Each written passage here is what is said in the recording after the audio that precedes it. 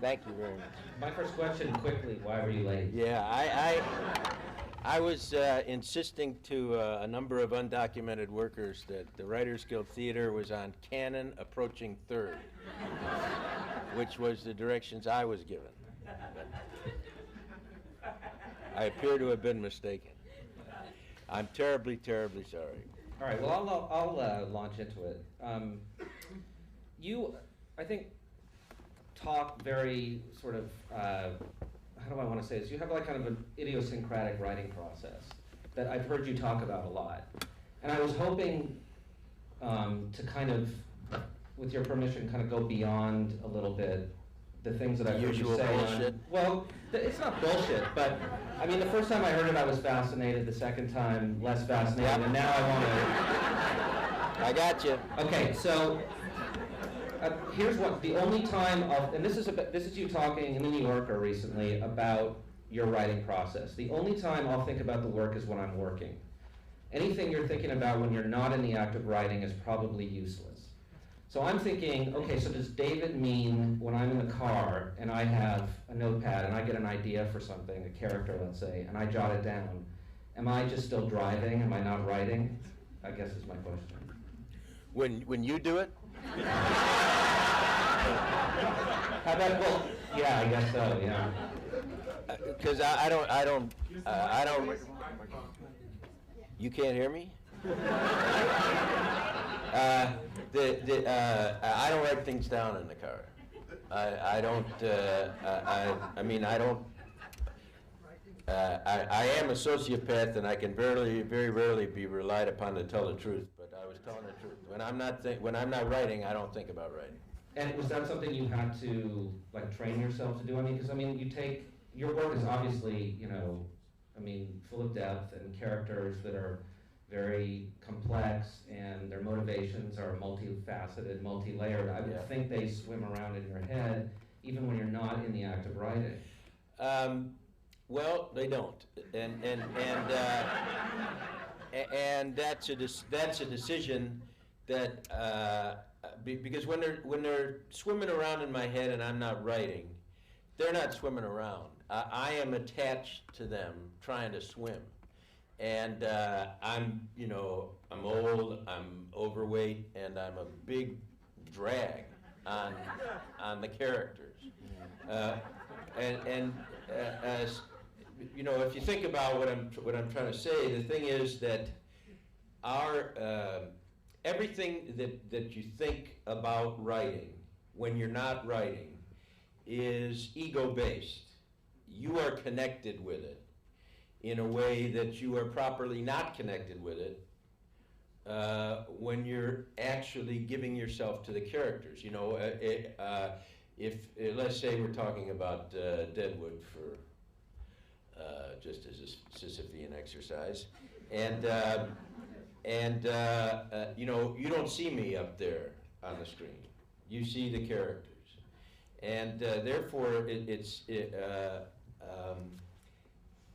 all of the egoist associations well, let me say that'll be funny. I mean, you see what I mean? It's not the character. So because I write so much, I try to work, you know, a number of hours every day, 7 days a week. And a lot of people would find that distracting, but I'm so evolved that it doesn't bother me. So I've tried to train myself in that regard, because I find that what I think about my characters when I'm not writing is wrong. I mean, it isn't the character. And so as a discipline, I try to renounce it. So when I mean, how many hours a day do you write? 7 days a week? You know, 4. Okay, but I mean, it's ritual based. In other words, it's a part of each day. I mean, what I do when we're shooting, you know, I work. You know, we get to work 6:30, and if we're not rehearsing, or if I'm not cutting, I'm writing, and you know, that's how the day goes. Okay. Another quote, and I think this is, you've talked, maybe some people in here are familiar with William James and I guess his influence on you. And this is, I guess, well, let me read the whole quote. This is you. I try consciously to frustrate the impulse to think about a scene before I sit down to it. Because, you know the highfalutin expression, you can't think your way to right action. You can only act your way to right thinking. Which I think is what you've been talking about, I guess, right? Yeah.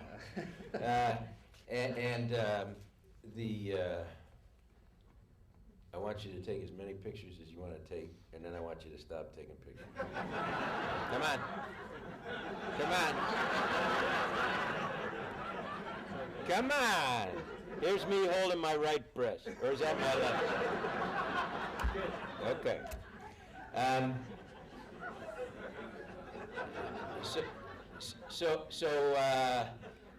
You can't think your way to right action. You can only act your way to right thinking. There's something called the James Lang theory of emotion, because James and the other guy, I guess, published more or less simultaneously. And the idea is that thought is the result of behavior. And if you're going to try and prove that, the example that I always use until I bore people to stupefaction is if you say the one thing you know about yourself. Exercise is a recurring obsession with me, which is an alternative to actually exercising. And so what I think is I'm too far gone. You know, the arteries are shot anyway. Who am I kidding? Bah, bah, bah, bah, bah. So all that is an action, which is the action of not exercising. And in fact, my thoughts are subsequent to the action of not exercising. Now I jump in the pool. 8 times out of 10, there's water in it. Every time there's water in it and I start swimming, by the time I'm halfway across the pool, what I'm thinking is, some people are born athletic, and no matter how long they lay off, they pick it right back up, and that happens to be the kid. Which is simply to say that the function of the ego is to defend the present state of behavior, whatever that state is. And so if my action is exercising, what I now think about myself is, you are an exercising machine.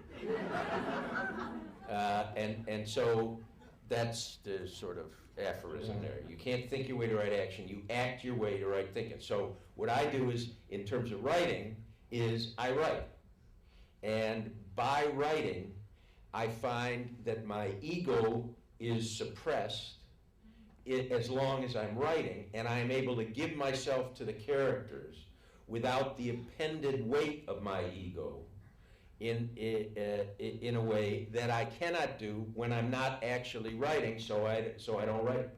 So I don't think about writing when I'm not doing it. Does that make sense? How do you do it though? Take a picture. Take a picture. Come on. Oh, you put it away. Okay.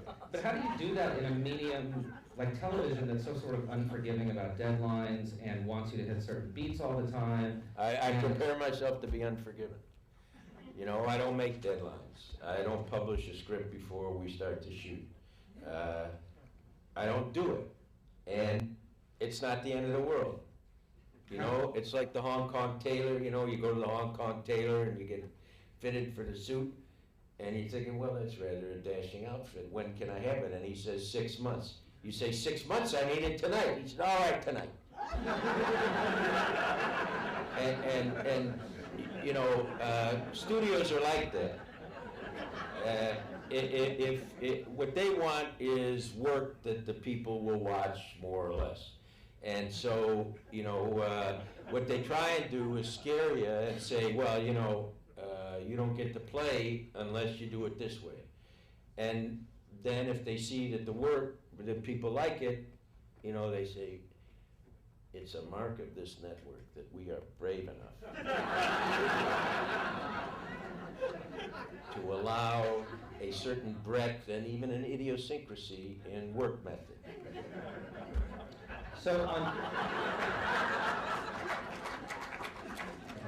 on Deadwood, what was the shootings? I mean, you know, when you were doing, I assume, NYPD Blue, it's an 8-day per episode, so to speak, schedule. So to speak, yeah. What is it on Deadwood? Or was it, I guess? I have to ask you that question. We'll Yeah. get that out of the way now. What happened? As to the shooting schedule, you know, we were known to shoot 15, 16 days. Maybe that's why we're speaking about it in the past tense. You know, it took what it took. So the network, basically, HBO never knew, kind of. Yeah, why do they have to know? I mean, you know, HBO likes you to shoot 6 to 8 years before they actually air the thing. Yeah. What difference does it make? So that was never an issue then, with them. Okay. I mean, I'm exaggerating, but the truth is that HBO likes you to have the whole season shot before you air. And that isn't why, I mean, it's just, the thing is that all the stuff, I'm so conscious now, you know, at lunch today I'm telling a story and I see everyone, and it's a big table, there's like 10 people at the table, and everybody's eyes glaze over and they look at each other like, here's story 127, you know. So I'm so aware of the fact that I'm getting on in years. Another proof of which is I'm wearing green. I can't tell colors. I can't hear. I tell the same goddamn story every day. Anyway, this is an elaborate preface to the observation that I often quote a Taoist proverb, and I know I've quoted it before. I'm sorry. Which is, when the Tao is lost, men begin to speak of good and evil. So let's say that the Tao is effective storytelling. And let's say also that most storytelling is not effective. In the absence of effective storytelling, networks make you stick to schedules. If you're telling good stories, they find a way around it. So I try to stick with the Tao, and I let them worry about what they worry about. Where the Tao is the story. Okay, I just want to ask you one question about Deadwood. And that is, and I should preface this by saying I'm getting a lot of email at work, and also letters in the mail. Poor baby. Yeah. That sort of suggests HBO has, you know, made you, you know, kind of a political prisoner practically, you know, that they've taken away the show. And What if they sent me the wrong directions? The way it sort of seems the way it seems to have splintered out, kind of like, I mean, I don't so much want you to, you know, talk about what happened, but just sort of where you are in terms of your relationship with the show and your relationship with your new show, Yeah. who's, I don't think has a title, but John from Cincinnati. okay, sorry. But I mean, I think you would say, okay, I see this in 4 chapters, 4 years. Yeah. Now it's apparently going to be 3, which I don't necessarily think is a tragedy, which isn't to say anything about the show. I mean, I just think, you know, there are a lot We of all stories seem to tell. be ambulatory, right? Right. So where are you in terms of, you know, your relationship with those characters, that show? I mean, are they sort of, okay, gotta move on? Well, you know, at the risk of asking to be believed, I try not to think about the characters when I'm not writing. And I'm not writing. And that is a simplifying discipline, because it trains me to accept the fact that there are things that I can control and things that I can't control. And my collaboration with HBO has been uniformly and without exception, a positive one. It's been a blessing to me to be able to do that show. I don't see too many others like it on other networks. That was HBO. So, and what elaborate combination of events made it possible for that show to go on is something that I never particularly concerned myself with. And by the same token, I'm not competent to assess what combination of circumstances appears today to have curtailed it. Here's what I'm doing now in terms of Deadwood. I'm editing, today I worked on the 9th episode. And I hope some of the people I was working with, Regina and some other people, I think we helped the story. I think we helped the characters. I think we clarified a bunch, hi Elizabeth. I think we clarified a bunch of scenes. That's all I can do about Deadwood today. Mm-hmm. And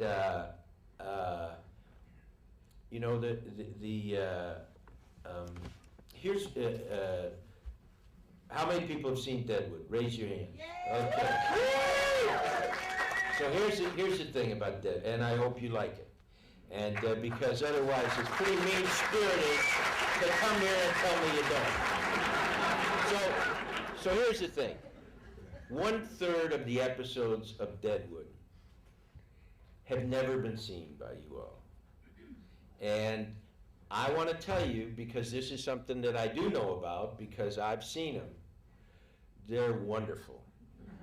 And I think that, I hope that it will be a great pleasure for you to watch them. And what would diminish that, I expect, as it would diminish the experience for me, when I'm working on the editing, and sometimes I'll think to myself, geez, that's a nice scene, boy, am I gonna miss this. The boy, I'm gonna miss it, takes me out of the scene. And I got plenty of time to miss it. But I only have a certain amount of time to work on the scene. And I would suggest that that's, as viewers, will be the same discipline for you. We were so privileged to do those episodes, and it was such an uplifting experience, and we felt more than we feel when we weren't working on them. And I think that that'll be available for each of you as a viewer, and I urge you not to deprive yourself of it. And that's why I'm reluctant to cast your experience of those episodes in the shadow of events which are still in the process of defining themselves. And one of the things one of the themes that has engaged my imagination and continues to engage it in the new writing that I'm doing, is the way that the future continuously reinterprets the meaning of the past. I had a little 3-decade-long flirtation with drug abuse. And when I was blessed to be relieved of that obsession, everything that had happened during that period took on a new meaning because of the blessing of having been relieved, and what appreciations I was able to bring to the present moment because of that change. And so that all of that is constantly being redefined by our present experiences. And your experience of the meaning of Deadwood may be contingent, to the extent you allow it to be, may become an allegory of the inevitable betrayal of the artist by the unfeeling corporate organism. You can let those episodes be that, and the theme is there. But you know, Detroit is not Cleveland, folks, and the people in those two cities appreciate the difference, and you will be deprived. You know, I'm paraphrasing badly. You know, when Nick Carraway goes up the stairs when the first time he's in Gatsby's mansion, and he overhears, the first thing he hears Gatsby saying, Gatsby's on the phone, he says, well, if Detroit's his idea of a small town, he's not much use to us. And the thing is, just let it be Deadwood. Let it be itself, as opposed to you'll have plenty of time afterwards to think about, you know, why worry about the fourth season? You know, you haven't seen the third season, and God only knows what September will bring, or you know, you get me. In terms of what's your new project, and I don't know if you're working on, are you in the midst of writing that as you're editing these last Deadwood episodes? We're getting ready to shoot it in July. I mean, I've just read sort of the one-line description in the trades, I guess. So I wondered if you could talk a little bit about it, and also, I mean, this is, you know, I know like on NYPD Blue, you did a lot of work with Bill Clark before. Yeah. A lot of living with Bill Clark, a lot of living through Bill Clark or whatever. And then on Deadwood, maybe not living through. And then on Deadwood, you sort of surround, I don't know if it was a posse of bull riders and cowboy types. Now you entered this surfing culture. You know, they love to be called cowboy types. Is this something now you're immersing yourself in? I mean, because that is a whole other subculture as these other two. Well, you know, I try to meet as many people as I can who are connected with the work that I'm doing, and I have had the great pleasure of meeting a bunch of people who are surfer types and skateboard types and undocumented worker types, and because we're shooting around the Tijuana sloughs, it's, you know, the border between America and Mexico, and the materials engage a lot of that stuff. I mean, Deadwood is despite its surfing of cowboy types, is about, you know, it's the setting of things, but the setting is not the fullest definition of the materials, nor do I mean to imply that's what you were suggesting. That's a covert apology for saying types. But and so in the same way, you know, this is this is to say, yes, to the extent that surfers are a special have a special sensibility, or the experience of surfing creates a special sensibility, it seems to me of the essence of my responsibility to experience that in every fashion short of proximity to the water. Jewish people usually have someone to do their physical living for. Just one quick follow-up to that. So this is not based on the novels of Ken Nunn, or... There's Ken Nunn right there, who is my collaborator, and who has agreed to live for me for the next 3 or 4 years. Okay. I wanted to ask you about your relationship with, not relationship with money. Let me put it this way. Transient. So you come out here and you write an episode of Hill Street Blues, and it not only wins an Emmy, it wins a Humanitas Prize, which is a prize given out by the foundation, or I guess Catholic Church. Yeah, the late Father Elwood Kaiser. And you win $15,000 for this prize, which you spend on a racehorse. The father insisted. And I think that's kind of brilliant.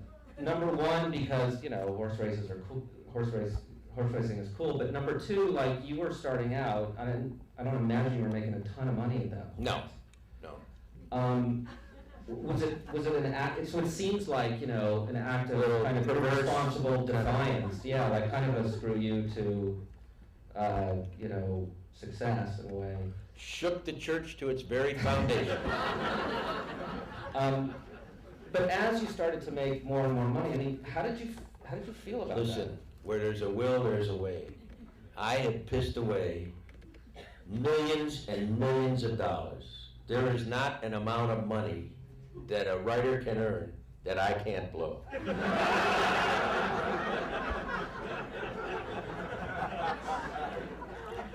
And nobody says it's easy. Nothing worthwhile ever is.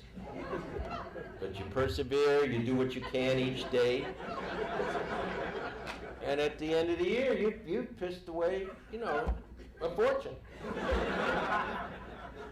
But so am I reading too much into it to see it as like some sort of repudiation? Yeah, well, I've told this story elsewhere, but I will very briefly say that, I hated that guy, Father Kaiser. I mean, I hated the idea of the church giving money to, I said, this guy had some kind of covert in, to get into the walled city, all of which had an element of truth to it, but was not his bottom line. And I was loaded all those years, the second year I was out here, I won it again, and I made it a point on the podium, standing next to Father Kaiser, to say, I just want you to know, with last year's money, I bought a racehorse. I'm going to do the same with this year's money. Aren't you proud of me? And, I was trying to hurt him a little bit, and I've been abused in the ways that people often associate with priests, and so I'm sure that stream fed into it a little bit, but I certainly wasn't abused by him. He was a nice guy, nice enough guy. He was ugly. He was an ugly human being. But you're going to hold that?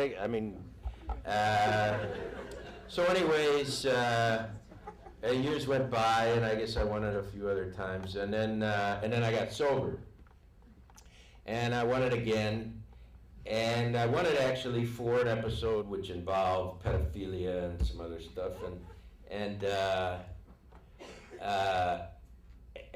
as you can tell, I don't rehearse the things I'm going to say. So I'm thanking them now at the Humanitas Award, and I'm looking at Father Kaiser, who I should observe at this point was, although he was every bit as ugly as he had been, his color wasn't very good. But anyway, I said, I'm grateful to have lived long enough to have come to understand that the shadow in which I felt I must live and my characters must move is cast by God's sheltering hand. And as I said it, what I realized was that the thing I'd always resented about Father Kaiser had nothing to do with what happened to me when I was a kid. He'd always had this look in his mug like he knew something about me that I didn't know about myself. And at that moment I realized that was what he knew. And a few months later I got a message from him. He was dying, which he was already ill when at that ceremony, and he asked me to come and sit with him. And I did. We held hands, and I told him about that I was working on this story. Deadwood was originally, as should be transparent to anyone who's seen it, originally set in ancient Rome at the time of Nero. And it was about city cops, and the first guy they arrest is St. Paul. And so I was telling him that because he was a Paulist father, and that pleased him, and he was so glad for a moment you know, to be able to rise up out of his pain and to engage in that conversation.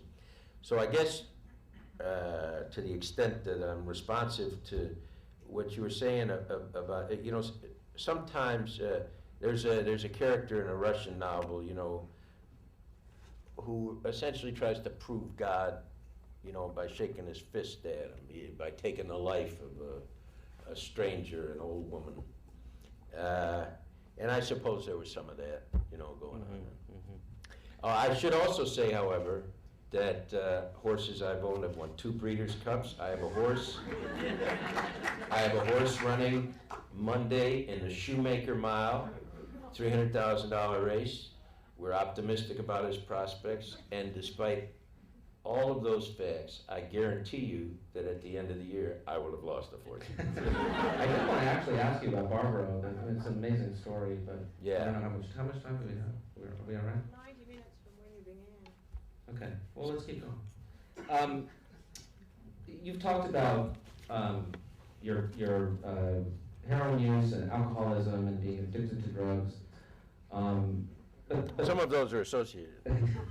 but something else, if I'm not mistaken, that you've kind of, seems to me, beaten is obsessive compulsive disorder. I mean, you describe it, I guess, when you were young at Yale. I think you wrote the same 12 pages of a novel every day for a year. Word for word. You don't, let's see, you don't like to touch the mouse or the keyboard when you write, because that could also sort of trigger maybe some compulsive behaviors.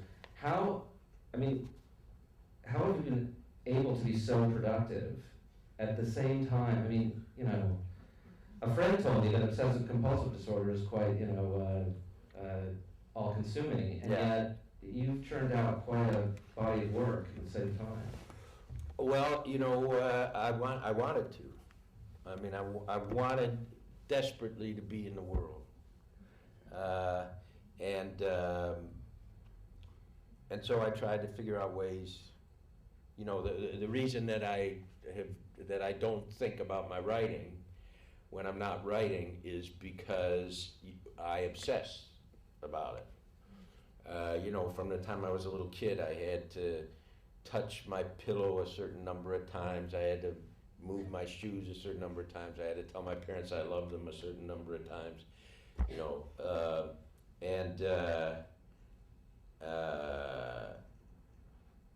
my grandfather, in my imagination, whom I had been brought in to kiss when he was dead, used to take one step from his grave every night. And when he finally got to where I was, he would kiss me and then I would die. So I would keep him busy, you know, you know, I'd move in patterns and stuff. And all of that stuff, you know, they find that people with those those are just that's just defective wiring, you know. I mean, that's all it is. But when you're that wacky, those people are predisposed to be loaded, you know, just because it's kind of a drag, you know, all of that stuff. And, you know, you wake up and you say, if this is as good as I feel today, you know. So those things tend to compound themselves, you know, so not only are you touching things a number of times, but the thing you're touching is a syringe, you know. And, but I believe if God is anywhere, he's everywhere. And therefore, you know, if you ask him for help and you do your part, you know, you stay available to be helped, you know, you may not get help as you define help, but you will experience his presence. That may mean that you die screaming, you know. That may mean that you die in an oven.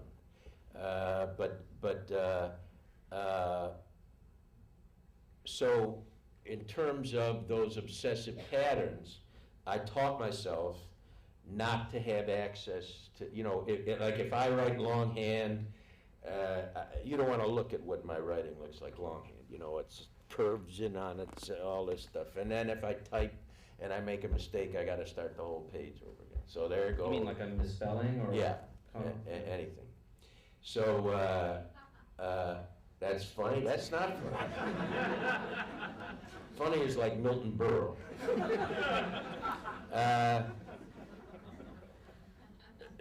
So then, you know, with a computer, I can't use a computer, you know. I don't know, I don't have any computer, I don't have a watch, I don't deal with the phone, you know, which is why I didn't have, you know, I couldn't call here because I threw the phone out of my car a number of years ago. Anyways, so I worked out this thing where I would dictate and someone would sit at the screen and the words would come up, you know, and then I'd suggest if I want an amendment and they would just change them on the screen. But then the other thing, what's been a blessing for me is, you know, I was a teacher before I came out here, and I write with students. I always have students with me while I'm working. And I try to explain what I'm doing, and so. I'm sorry, when you say students, you mean students that? Interns. Okay, yeah. And my colleagues, you know, are there, and all of those things, you know, the idea of obsessive compulsive disorder is predicated the same way junk is, you know, you're alone. And every way that I can prove that I'm not alone, experientially, that I can act to testify to my belief that I'm not alone, that helps me. So that means for you then, the writing it can't be solitary for that. It's never solitary. So you're never writing I'm alone. never alone. And when I go, and then when the scene has been written, then I take it to the set, and I do it with the actors, and that's a blessing. So, but, I mean, when you were writing on Hill Street Blues or writing on NYPD, I mean, were you alone, or were you writing, or was it?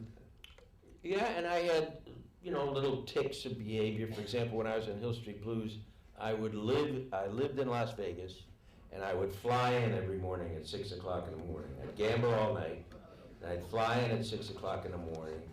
I'd buy 48 McCheese, whatever those things are, and I'd sit there and wait for the people to show up, the guards, and to change, and the people on the set, you know, and then at night I'd fly back to Las Vegas. So you were writing, in other words, you're waiting for everybody You to seem show. perplexed. Well, no, I'm just trying to picture it. So you're not, like, because most writers on a lot are, I assume, you know, in an office, a windowless Right. office or an office with a window, I don't know. Yeah, I And was. then there on the computer, and then, you know. My office tended to be a strange place. Not that it isn't still, but in those days, you know, I would act out. I was constantly, you know, if my boss and I would disagree, for example, on a speech or something of the sort, I might urinate on his typewriter.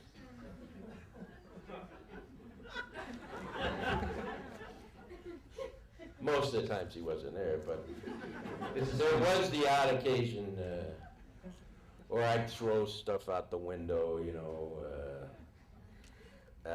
The guys from St. Elsewhere, who were down below, said that in the afternoons when things usually got thick, they said they could never work because they were always waiting to see what was going to fly past their window. That was Tommy Fontana, you know. Yeah. Anyway, so anyway, yeah. Because, you know, nowadays, if someone has some sort of, you know, personality disorder or psychological behavior that's fair. abnormal, they go on antidepressants. And I Yeah. wondered what you think of that, a writer going on antidepressants. I mean, I'm on antidepressants. My doctor says he has never had a patient on so many antidepressants, and also has never had a patient so dramatically under-medicated.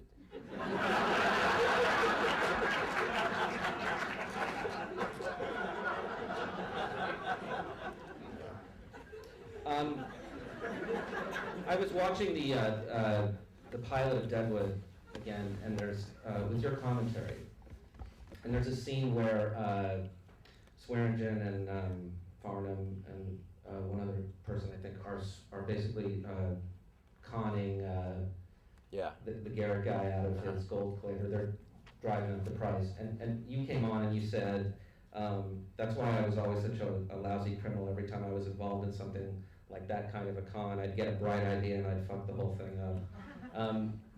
One wrinkle too many. So, I mean, you were involved in cons, or, I mean, what were you referring to, I guess, is my question.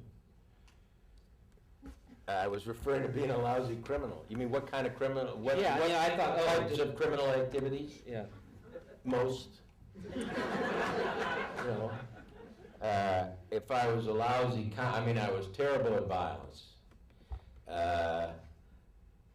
You know, I mean, I was not an effectively violent person because usually I was so loaded, you know, and I was always questioning the categories of the reality while I was committing the violence. And that makes for a busy palate. You know, I'd be shooting at a guy and I'd say, listen, look at this stupid bastard, he thinks I'm shooting at him. And of course I was.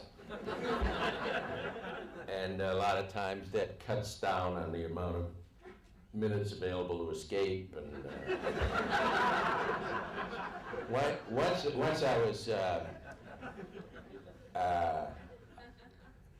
you know, having the writers here really intimidates me because I'm aware of the fact that I've told this story before. Well, that's too bad. So once I was in, I don't know where to begin this. Actually, so here's an instance. I don't know how many of you here are old enough to have taken Clear Light acid, but thank you. I was peripherally involved in that process, and I wound up getting incarcerated in Cuernavaca, although I was so inept that I wasn't incarcerated for the fundamental transgression. You use chloroform to change your gardamine tartrate into lysergic acid, and I was taking the chloroform. So I wound up passed out in a fountain in the village square, you know, and they locked me up as a mendicant or something, and because they were trying to clean the streets up because they were having the Olympics. It was 1968. So I wound up locked up down there for a number of weeks, and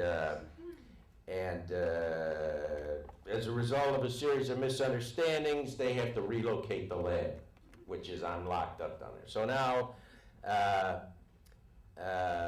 in the aftermath of that, I wind up in law school. At Yale, because the draft, they instituted a draft lottery. When I was in Cuernavaca, I was supposed to be at the Writers' Workshop in Iowa. And so now it's either, and I get a low number, which means I'm eligible. So you can either go to medical school or law school. So I go to Yale Law School. So I'm there for like 20 minutes, and there's another acid casualty there, and we become fast friends, and we move into the Holiday Inn, and so we stay loaded for a period of time. And through a series of misunderstandings, this guy's wife catches him wrong. And so she leaves him. He goes to Chicago to try and bring her back. He asks me to watch his apartment. So I move out of the Holiday Inn. I'm in his apartment. His great-grandfather was in the Civil War. He's got his great-grandfather's Civil War sword, so I'm destroying his apartment with his great-grandfather's Civil War sword on acid. So, here comes the bubblegum machine on top of the police car, you know. Bang, boom.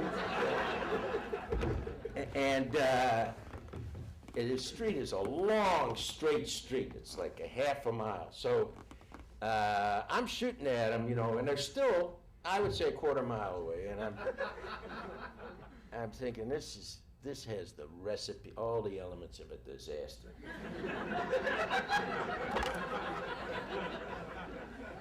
So I push my shotgun under a car, I mail my shotgun shells, I run up to these guys, I said, someone is bullshit back there. They said, gunfire, they said, we know, we got the report, get out of here.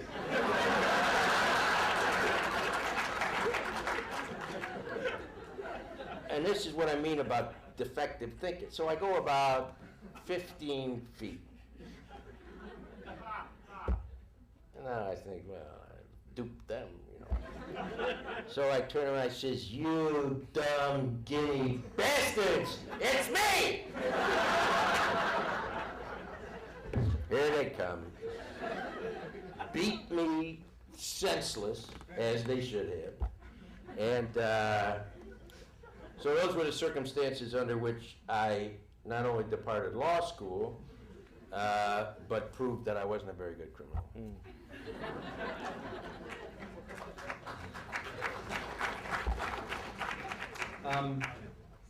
And end up in Iowa. I did want to ask you a little bit about that experience. Yep. You were there for how many? A couple of years? Hard to tell, but I was there, then I was down in Mexico. Yeah. Then I was in law school. Then I was back there. Okay, and you unofficially, I mean, you were both teaching and taking work. Yeah, I had a teaching fellowship there. Okay. And you were working on a novel, Yes, sir. which you finished, I think. Yeah, it depends who you pay attention to. I mean, the thing about that novel was I sold it to 5 different publishers. Can't deliver the manuscript under those circumstances. Well, you're going to be revealed as a fraud instead of a blocked writer.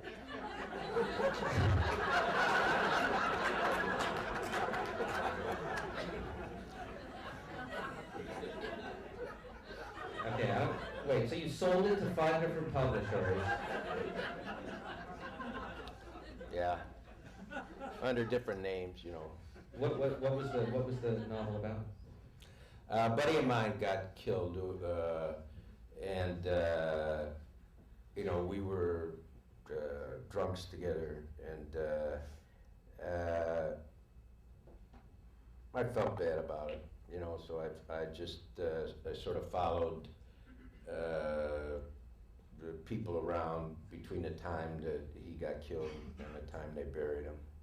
Just, you know, imagining what they were doing, because I was so drunk during the actual experience Of his... of the aftermath of his Yes. death and so on. So I just sort of reimagined it. And that was your last attempt at fiction as opposed to... Yeah, I think so. I mean, I wrote a lot of poetry, but I think that's the only fiction. Yeah. Okay. I wanted to ask you about Murder One, which was I thought a great show, actually. Thanks. 95, I believe. But what's interesting to me about it now is that it followed basically what they call now, I guess, serialized storytelling, which now with shows, and I don't know how much of television you watch, but 24 and Lost, I mean, this is now kind of a vogue practically, like, oh, you know, we're gonna tell a complex story and it's not just gonna be these self-contained episodes. Is that a sign that network television has gotten, the storytelling has gotten more sophisticated in itself, do you think? Yeah, I mean, I mean, it depends on the work. I don't think that any form, any approach like that predetermines the excellence of the material. But certainly it leaves open, I think, more the opportunity to go into characters in detail and in depth, and I understand that several of the contemporary series, you know, explore the characters' pasts and so on. So I think that's all really good. Mm-hmm. And you mentioned character. I mean, can you talk about a little bit about? I'm for it. But when do you decide, okay, this is a character I'm going to spend time, like, do you know what I mean? What? There isn't a character, I've never written a character that I didn't want to spend time with. And I don't think there's I was thinking about this the other day, there isn't an incidental character in Deadwood. Every character, I think when people see him, they know something about him and they want to find out more, and I feel the same way, and so, were you about to say something? No. No, you were just shifting your weight. Yeah. You have a bad back? My back is killing me. Really? You mean like worse today than usual? I think didn't I bring it? Fell. See, that's why it's killing me. My pillow fell there. Uh-oh, Yeah. a note. Go ahead, read it. Take a picture. I'm not, what time is it? I'm not wearing a watch. It's getting a little late, don't you think? 8:45, okay. It's 8:45. You were talking about Deadwood. Deadwood, for me, almost all behavior has to do with the way the individual bears the weight of his or her past in the present moment. And that's a continual revelation to me and to the character. And so, at one level, accessing the past, having that as a resource is both, it's a two-edged sword because it runs so much of our behavior is distorted by the weight of the past on our present, and to the extent that you show the past, that you have easy access to the past, I think sometimes it diminishes one's appreciation for that theme as it governs present behavior. But anyway, the thing is, character is everything, for me. Yeah, and I was thinking, like, you never use, Lost is a show that is about, half of it is about flashback. You never use flashback, right? I mean, the characters in Deadwood, we're aware of their past, but it usually comes out through sort of kind of tangential references or yeah, and I think monologues it gives the viewer an opportunity to realize how difficult it is to gain. There's one character in there who seems only to gain access to his past when he's receiving oral sex, and I don't think that's an accident. I think a fundamental wound in his experience, was he was given up by his mother to an orphanage so she could go whore in the gold fields, and I think for him, the simultaneous victimization of a woman, and a gentleness to the woman who is victimized is a requisite before he gains access to the past in any way that's identifiable, although he's acting out of that woundedness every moment that he's awake. And those whores are all bought by him at the orphanage that he had been left at. And every one of those whores is thus his victim, and he is rescuing. And I think that's how complicated his attitude toward women, and especially his mother, is. So is that sort of your like when you're thinking about a character's past, inventing the character's past, you know it full well, you don't know it full well? No, I just said he should be getting a blowjob. We've already touched on this a bit. You should be a disc jockey. You have a very sexy voice. Give me a piece of your barbecue and kiss me with your greasy mouth.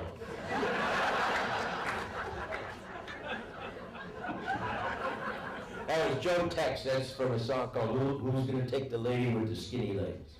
I'm sorry, go ahead. So my question was,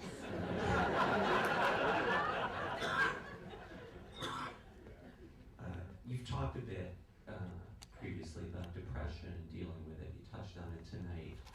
And, I know from personal experience that's a really tough beast to wrestle with. So I was wondering, what are your techniques, or what have you accomplished so much? I usually step over toe hold. if possible. No, I pray, and I try to be among my brothers and sisters. Do you feel that's something behind you at this point, largely? Depression? Where are you at with it? No, I mean, I try not to give it that much thought. That's something which is, well, the simple answer is no, I don't feel it's behind me, but it isn't something that I think about in that regard. I know what I have to do each day, to feel as fully human and to, so that's what I do. But I in no way mean to deprecate or diminish. It can be an absolutely incapacitating, I've been in the dark room for days at a time, definitely. Yes, ma'am. First of all, I want to say hello. Hello. My name is Cindy Allen. Hi, Cindy. And my comment is twofold. Before I became a member of the Writers Guild, I was an actor, and I had the privilege of working on Murder One and Total Security. So I just want to say thank you for writing that. You're very welcome.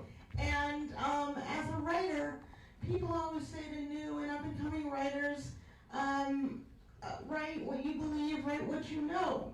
How do you balance what you believe and what you know with what is sellable and maintaining work at the same time? Yeah, you can't. You just have to do the first and hope that the second works out. Hubert Selby, who's a wonderful writer, said it's all either fear or faith. And if you're thinking about what will sell, that's fear. And unless you write out, writing in faith is writing what you believe, writing what you know, writing. And I use those words, believing and knowing, metaphorically. It's writing what you're emotionally connected to. Not what you ascribe an abstract importance to, but you find, I think, if you stick with the material, that really what you're connected to is human beings and your memories of them and trying to bring them to life or trying to imagine human beings you wish had been alive. And if you stay with that, whether or not the stuff sells, I think you get to sleep easier. And the paradox is that's the stuff that usually does sell. But there's no guarantees. The great paradox, not to speak of prostitution, but they say that what makes a successful pimp is he doesn't need the product. And not needing to sell, I find, is kind of the essence of sales.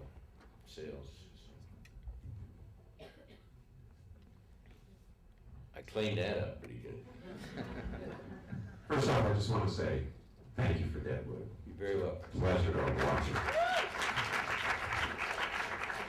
I had a chance to go visit the set. I have a horse out in Armadillo, and a friend took me to the set, and I was pleasantly surprised to see that it wasn't bubble gum and Scotch tape. You actually built the damn thing. And the question I have is the language. I love the language of these characters. I'm not talking about the cursing, but the use of metaphor and this kind of convoluted, wonderful way that they have of explaining themselves. How accurate is that to the time? I don't know. I mean, you know, I have a conviction of my imagination, but the truths of storytelling do not depend upon a correspondence to an externally verifiable reality. They depend upon an internal emotional coherence. And if the characters are experienced as real, the way they talk will be identified as real. And so, which is not to say I didn't do research. I did an awful lot of research. I wrote, God help me, I wrote a paper presenting my sources, both primary and secondary, for where I came to, how I came to believe what language would have been used, not only in terms of the obscenities, but you know, to the extent that people were lettered in those days. They read a lot of Bible, a lot of Shakespeare. And so anyway, that's my answer. But mostly, because I try not to separate I try to write as the characters. You know, having done all that research, I try to forget it consciously and just think of the characters. And then each of them starts to talk the way he or she talks through the channel or the vehicle, or however you want to describe my participation in that process. To hear if he had come out of surgery. And when he came out of surgery and the doctor said he made it through, and then everyone says, oh, you know, they asked me to write that movie. Seabiscuit? Seabiscuit. And that movie was so, I mean, I'm sure it was a lovely movie, but you know, that wasn't what happened with that horse. None of that is what happened with that horse. And he was still a great horse. You know, it wasn't because the trainer looked in his eyes and he looked back and the trainer got a message, and you know, with that, and the reason I used the gesture advisedly, what the trainer did was stick an electric prod in his anus and electrocute him. And that's what made him a great horse, because he lived in terror that it would be done to him again. Every time he got to the place on the racetrack where he would be assaulted and the jockey whipped him, that's why he took off. The only reason I linger to explain that is the original trainer of that horse, who had been unable to do anything with him, was a guy named Sonny Jim Fitzsimmons, who was a great trainer, trained Nashua and a gentleman, and this other guy, it may be worth pointing out, the wonderful trainer that was portrayed by that actor, he was banned for life 9 months after Seabiscuit retired, because they found electrical prods, they found instruments of torture, you know, and stuff. But here's the point. Once the heart goes out, then the heart is capable of adapting. And when the word came that that horse had survived the operation, and now we wanted to feel, well, okay, at least he's going to live. And the doctor said, well, but the odds are he's not going to live, because horses have been bred in a particular way for our pleasure, and they aren't built right. What looks like their feet aren't their feet, it's their toe. And the toe isn't meant to bear that much weight, but we bred them that way for speed, and so they don't have adequate circulation, and when their bones break like that, oftentimes what happens is they develop a laminitis or they founder. So maybe he's going to die. But knowing that, our spirits are still educated, and we still say, well, I hope the best for him. So what had started as an infantile fantasy has been complicated once the heart has gone out to be housed in something outside its own illusion of its separateness. It is educable. that's the moment that you were saying that you so appreciated, when those characters, she said what she said, he said what he said, and they're the great privilege of being present in spirit, even when you're not present in body. And once you realize that's a truth, that you can be present in spirit where your body is not, that opens up a lot of possibilities, folks. John from Cincinnati. Two quick questions for you. Over here. Other side. You had said Hello, hello. You had said that you had written a paper citing your sources about your language. Was it ever published? That was my first question. I have made it available on the famous internet, which although since I don't know how to turn it on, you'll have to call. But if you call my office, is it on the Deadwood site? Or? God only knows. But if you call my office, they can get it to you through the Reboot mainframe. Very good. The second question would be, outlining is very important for a lot of TV writers to plot out their season, and of course, on the micro level, to plot out one episode. Could you talk about what your process is? I know you live in the moment for dialogue and characters, but when considering a season in front of you or the map of an episode, how's that work? Well, you say it's going to be tough. And we go to work on the first scene.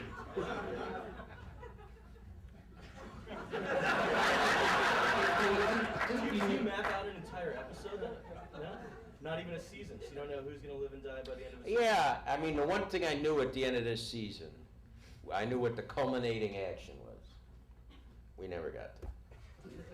But you do sort of think in themes, though, right? I mean, in terms of like, well, okay, I want to explore how the organism of the canvas will change this. I know. Oh, in terms of themes or scenes? Themes. No, themes. I mean, I'm thinking in terms of like where the season. Well, is going. I mean, I'm thinking, okay, what themes do I want to explore? Yeah, I mean, I knew that I was drawn to.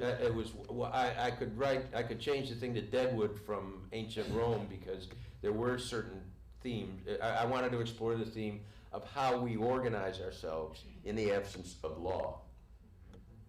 And, that'll close in Philadelphia, but that was where I began.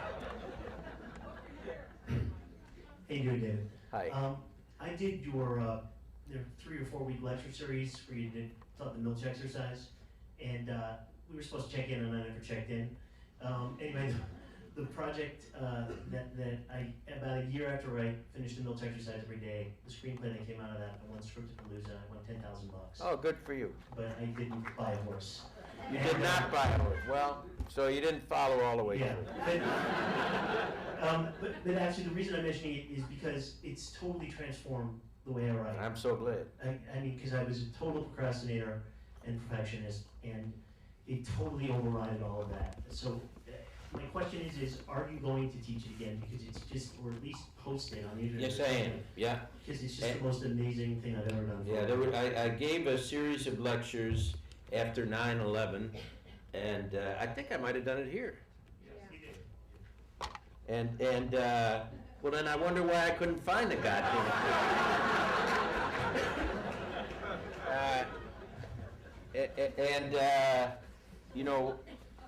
Because for reasons that I suggested earlier, it's very important to me to teach, I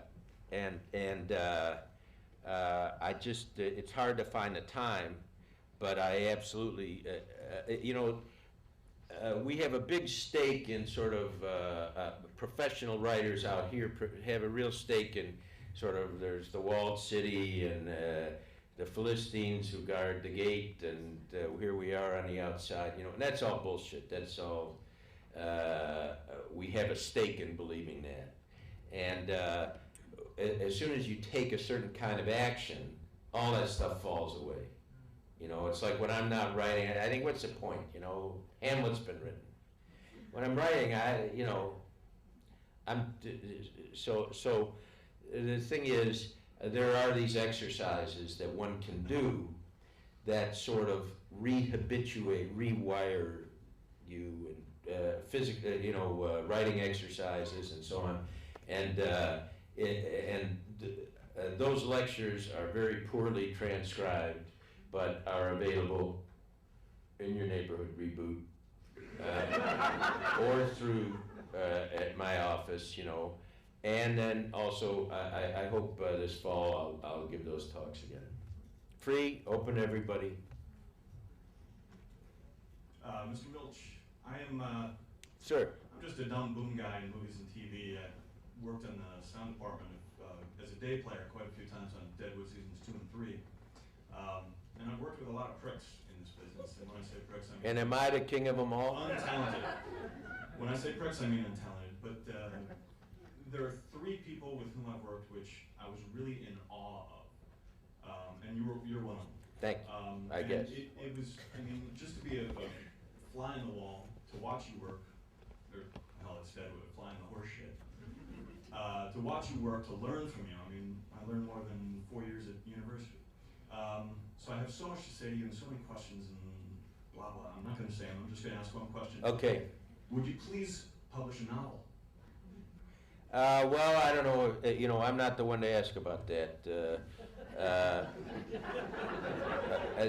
Just that, you know, I try to sort of do the next indicated thing.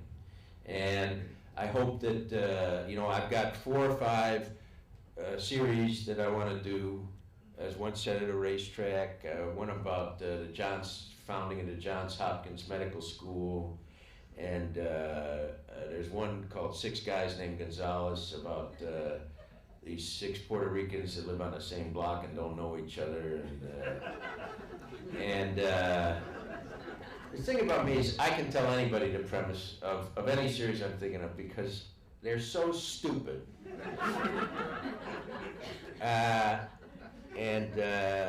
Anyways, so I want to do those.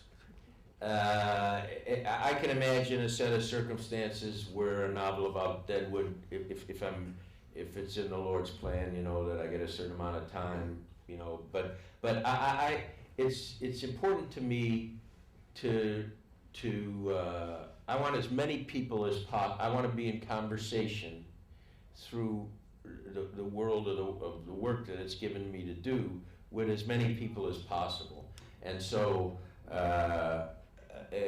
for me now, you know, I'm awfully glad to be writing in television, and not that I wouldn't write a novel, but you know, but I don't feel that it's a more sacred or resourceful enterprise or discipline than what I'm doing now. But if you want to be the 6th person to buy my first novel.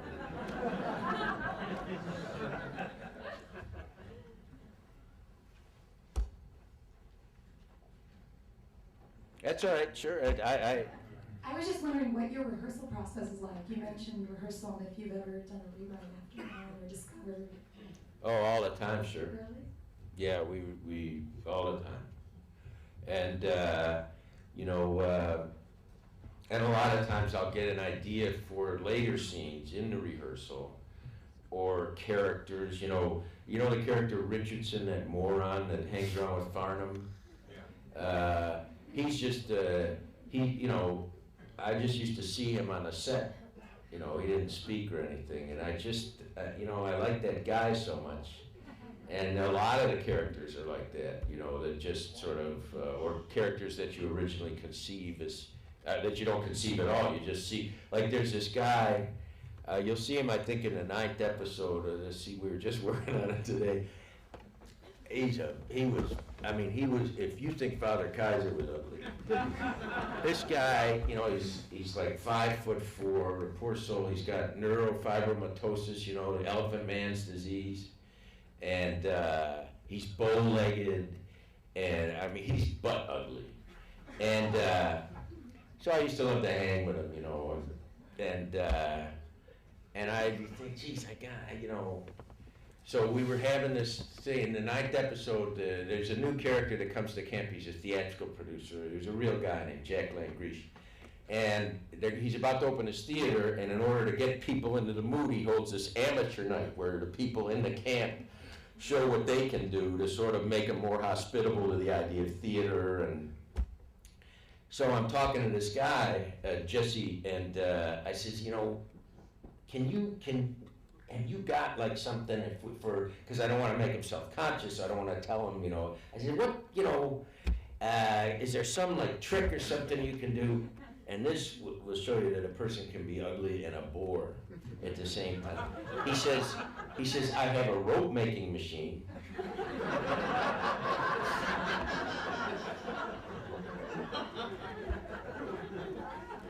So I says, that's good, but something that more involves, your own behavior of some sort, or he says, I can cry at will. I says, now we got a game. But I don't want him to have to speak because so I have him make a sign, can cry at will. And he holds it above his head, and that's his act at amateur night. So then there's another guy, Tim Desarn, that I always try to work with, and so I have him. So we got this guy there with can cry at will. So I say to Tim, go over to him and say, I couldn't cry for my father when he passed away. I will give you $1 if you can weep for him now. So now I have the kids. So and we made all this up, sort of, we did that whole thing. There was like 200 people. We did it all without a script. We all just. So now I says, okay, pan away. Now you come back, and the guy who couldn't cry for his own man, he's standing there sobbing, and there's Jesse Mendoza who's crying at will, But then the drunk looks at him and he says, of course, it's easy for you. You didn't know the cocksucker. Bang! And he smacks him. I used to watch a $20,000 Pyramid, and for me, the best category of all was things that go inside other things.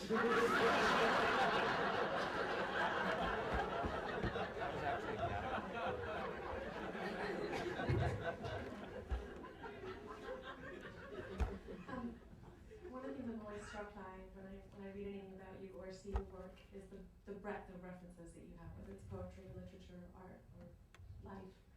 And I'm wondering, every time I sort of talk to filmmakers and they say, movies that are dark as anything, and I say, what inspired you? Most they say, The Sound of Music. And I'm curious to know if you have any particular inspirations, or if it's life more than art, or if it's a combination of things, or if everything. We were talking earlier today while I was boring the writers about. As an alcoholic, you always want to do the same thing every day, and if you fall out of your routine in any way, the temptation is to drink at it. Oh, I break my fucking shoelace. Now people wonder why I drink. So I'm always reluctant.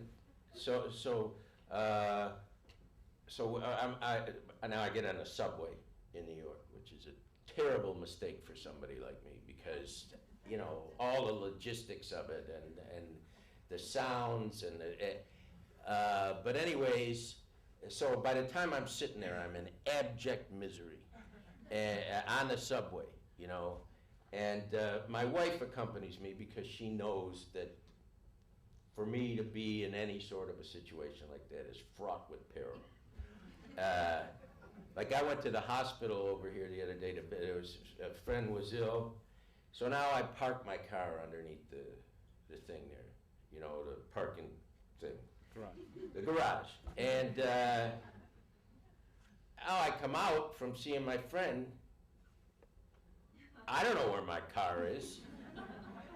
So I go up to this poor woman in the toll booth there. I say, do you know where my car is? She says, how would I know where your car is? I says, well, I came down here, and that's the last I know about it. So she says, well, have you got your thing there, your reboot, I says, I left it in the, I always leave my keys on the floor of my car. So she says, well, I guess you're fucked. I says, that is an insolent rejoinder.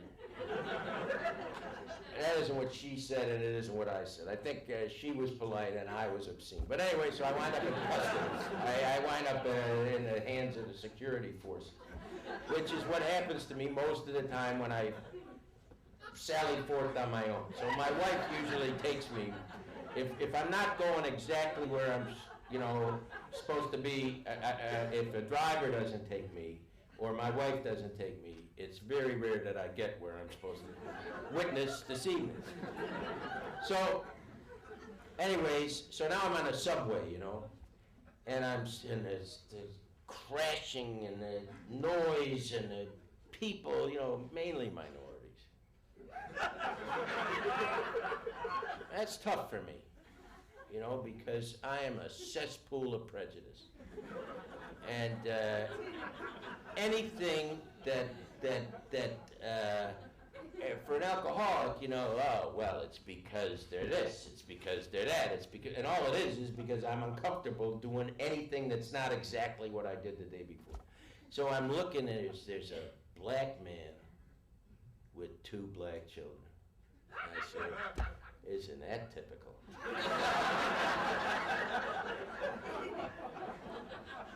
So after I get over my outrage, I see that the black man, his eyes are set so close together, and he's not just cross-eyed, but he's amblyopic. He can't get, his eyes aren't coordinated. And I look at one of the little boys, and he's exactly like his old man. His eyes are exactly like his old man. And the other boy is normal in his ocular configuration. But I'm watching them, and the old man is talking to him in such an animated, loving way. And so now I get out of myself a little bit. I think, well, these miserable Negroes, look at that, they're happy, But I'm watching, and what I realize is that the father is explaining he's trying to explain the theory of relativity to his kids. And so what he's doing is, while the subway's going this way, he's walking backward and his 2 children are looking at him with such love and such fascination. And the combination of when an emotion gets you outside yourself, and that emotion is that the old man loved his children so much, and he didn't know where he was. He was teaching them, and they were learning. And I had the blessing of getting outside myself, even in my misery, in the subway there for a moment, and just participating in their lives. So everything inspired, as soon as I get out of the crippling illusion of my isolation. And what that involves is, if you have somebody kind enough to take you out like you're some creature, and sit with you and say, oh, they're not coming at you. I say, but they will eventually.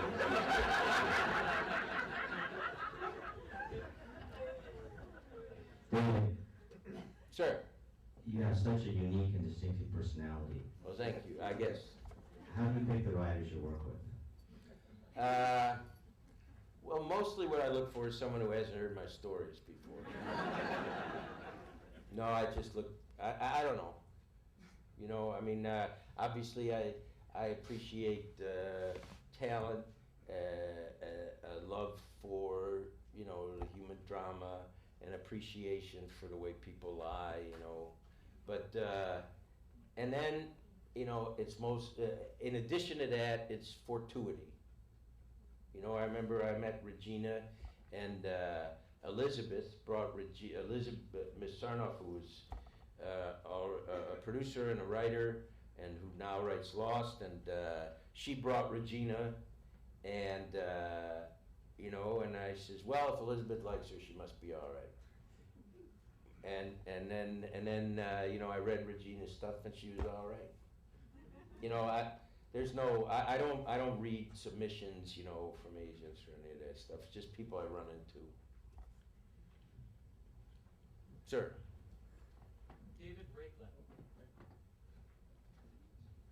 David Raiklin, I'm amazed by your divine, all-encompassing vision, which you discover.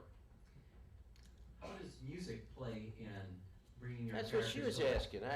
I like the Beastie Boys. No, I don't know. I was listening. Kem gave me And now here's a term which you may not be familiar with, but I am intimately familiar with. He burned a CD. And I listened to it, and I heard of his favorite songs. And I heard one song today that was wonderful.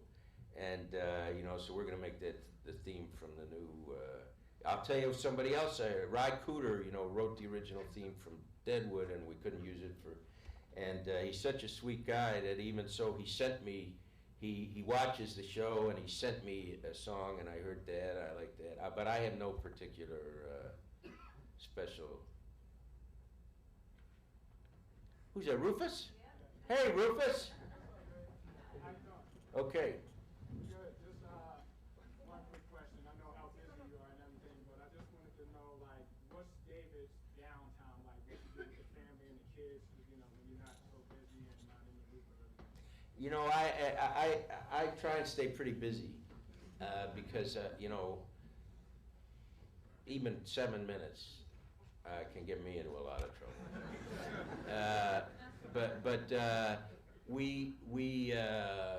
We were just at Elizabeth's graduation. Our oldest daughter just graduated from college this past weekend, and you know, my wife, without depending upon me, tries to make available all of the, you know, the joys and blessings of family life, and it used to be she'd sometimes leave me with the kids for very brief periods of time, but that didn't work out. Once I remember once she left the kids, she says, "I'm going for 5 minutes." 5 minutes. I says, "Dear, I'm perfectly capable. Go for several days for all." So she comes back 5 minutes later, and the kids have totally demolished. They've been drawing on these walls. It was Sunday football, you know, and I've got huge bets on all these games and stuff. And they're right next to me. I said, "They never left my sight." She says, "But you never looked at them." That's how two things can be true and seem to be mutually exclusive. Yes? Can you? Oh, forgive me. Oh, is this so that it can be recorded? I see. Sorry. Apart from keep on writing, what's the best advice you give to writers? Let's see. Don't let them catch you taking it. Oh, that's not the writers. That's something else. You know, Henry James used to say, "Be one of those on whom nothing is lost." You know, everything around you, every moment, you know, is telling you its story. You just learn to listen.